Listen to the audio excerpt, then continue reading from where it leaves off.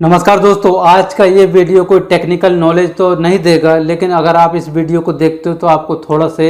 Motivate ज़रूर करेगा। आप लोगों के आए दिन ऐसे ऐसे कमेंट्स आते रहते हैं कि मैं सोचने में मजबूर हो जाता हूँ कि मैं किस किस को इस प्रकार से रिप्लाई करूँगा। इससे अच्छा है कि इसका एक वीडियो ही बना देता हूँ जिससे सभी लोग मोटिवेट हो जाते हैं, और इस प्रॉब्लम को मैं किस प्रकार से सॉल्व करता हूँ वो भी मैं आपको बताऊँगा। इससे पहले मैं आपको बता देता हूँ कि आप लोगों की क्या क्वेरी रहती है, किस प्रकार से ये क्वेश्चन रहते हैं। तो दोस्तों, आप लोगों के ऐसे क्वेश्चन रहते हैं कि जब भी हम किसी भी अपने होम ब्रांच में जाते हैं, जैसे कि एसबीआई होम ब्रांच हो गए, फिर एचडीएफसी हो गया, या फिर कोई नगर पालिका जाते हैं, फिर कोई अदर कोई जो गवर्नमेंट की ऑफिस होते हैं वहाँ पर जाते हैं, तो हम जब वहाँ पर अपना क्वेश्चन करते हैं, जो भी हमारी प्रॉब्लम होती है, तो हमको कोई सेटिस्फाइड कोई आंसर उनकी तरफ से नहीं मिलता है। तो कहने मतलब कि हम जब अपनी होम ब्रांच जाते हैं कुछ भी काम कराने के लिए, तो जो एसबीआई वाले होते हैं हमारा काम करते ही नहीं हैं, वो लोग हमको इधर उधर भटकाते रहते हैं। ऐसे क्वेश्चन आप लोगों के आते हैं कि वो लोग हमारा काम करते ही नहीं है, बल्कि इधर जाओ उधर जाओ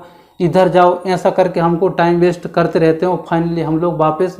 घूम फिर के और घर ही आ जाते हैं। ऐसे आप लोगों के क्वेश्चन आते रहते हैं, और मेरा जो काम है वो एक ही बार में क्यों सक्सेसफुल हो जाता है, मैं आपको ये बता रहा हूं। तो देखिए दोस्तों, मेरा कोई भी बैंक का काम या फिर सरकारी काम किस प्रकार से एक ही बार में सक्सेसफुल होता है, मैं किस प्रकार से उन लोगों से बातचीत करता हूं, मैं आपको ये बता देता हूं। आप लोग किस प्रकार से करते हो तो आप लोगों को ही पता होगा। अब मैं आपको पॉइंट नंबर 1 बता देता हूं। सबसे पहले मैं पहले से ही डिसाइड करता हूं कि मैं किस काम के लिए उस ऑफिस में जा रहा हूं। मेरा जो क्वेश्चन क्या है, सबसे पहले वो स्पष्ट रूप से होना चाहिए, क्वेश्चन पूरा क्लियर होना चाहिए। अगर क्वेश्चन क्लियर होगा तो उसका जो आंसर है वो भी क्लियर मिलेगा। लेकिन आप लोग ऐसा करते हो कि क्वेश्चन ही सही तरीके से नहीं कर पाते, और उनको समझ में ही नहीं आता कि आप करवाना क्या चाहते हो, अंदर ही अंदर आप गुड़गुड़ाते रहते हो। तो एक बात आपको ध्यान रख लेना कि आप जिस भी ऑफिस में जाओ, चाहे बैंक जाओ या फिर कोई नगर पालिका जाओ या फिर कोई अदर सरकारी आप ऑफिस जाओ, आपका जो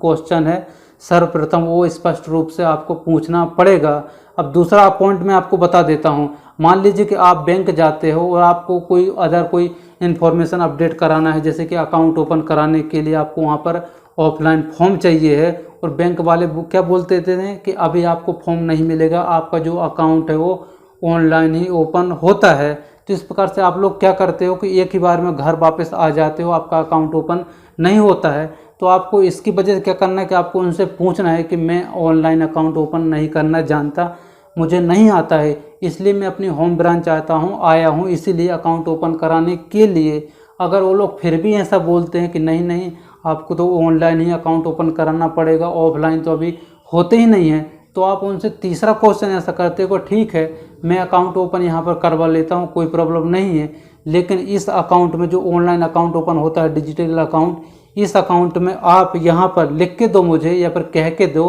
कि इस अकाउंट में पासबुक और चेकबुक मुझे चाहिए है, तो चेकबुक और पासबुक आप मुझे दोगे। अगर देते हो तो मैं अकाउंट ओपन करवा लेता हूं। तो बैंक वाले इतने तो बेवकूफ़ नहीं है, इतने तो लोग झूठ नहीं बोलते हैं कि आपको अकाउंट ओपन कराने के लिए वो लोग ऐसा ही बोल देंगे कि नहीं नहीं आप अकाउंट ओपन करा लीजिए, हम आपको चेकबुक और जब आप हमारे यहाँ पर आओगे तो चेकबुक और हम पासबुक दे दोगे, हम दे देंगे। और अगर आप बाद में अकाउंट ओपन कराने के बाद जाते हो वहाँ पर और उनसे बोलते हो कि मुझे पासबुक और चेकबुक लाइए, तो फिर वो लोग बोलते हैं नहीं नहीं इस अकाउंट में तो मिलेगा ही नहीं। तो आप उनको बोल सकते हो कि मैंने जब आपसे पूछा था तब आपने ही बोला था कि सब कुछ मिलेगा, इसलिए मैंने ऑनलाइन अकाउंट ओपन कर लिया है, और इससे पहले मैं आपको ये ऑफलाइन अकाउंट ओपन कराने के लिए ही बोल रहा हूँ। तो आप उनसे 2-3 क्वेश्चन कर सकते हो सही तरीके से। एक और पॉइंट, जब भी आप कोई सरकारी ऑफिस में जाते हो कोई भी काम कराने के लिए, तो सबसे पहले आपको वहाँ पर थोड़ी सी इन्फॉर्मेशन पहले ही पूछ लेना है कि मैं इस काम के लिए आया हूँ तो मुझे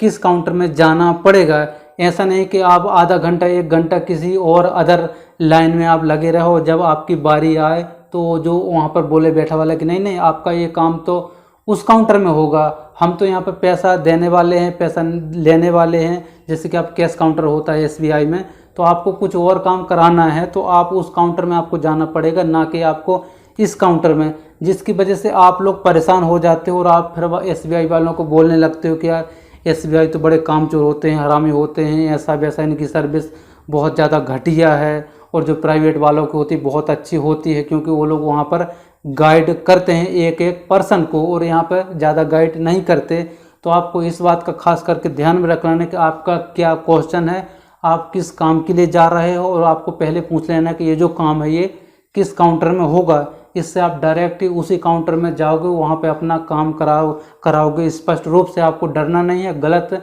आप बोल नहीं रहे हो, सही तरीके से बोलोगे, सच्चाई बोलोगे तो आपका सब लोग साथ दे देंगे।